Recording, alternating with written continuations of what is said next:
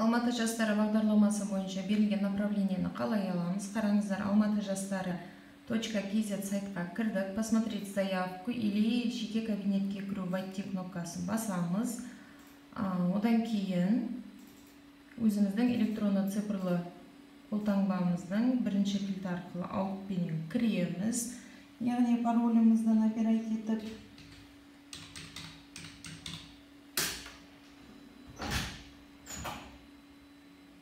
қараңыздар, бірден жеке кабинетте ваше направление готово, можете скачать его по ссылке. Басамыз, сіздің иініңізбенен беріліп тұрады PDF форматта.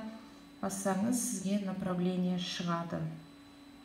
Бұның барлығын сайтқа кіріп, жеке кабинетіңізде электронды цифрлы қолтаңбаңыз арқылы жасайсыз. Өткен 1000 адамның 500-не направление өткен аптада берілсе, осы апта 500 соңға 500 адамның жолдамасы дайын болды. Осы жолдамаменен отбасы банкіне барып, төлем қабілеттілігіңізді растайсыз.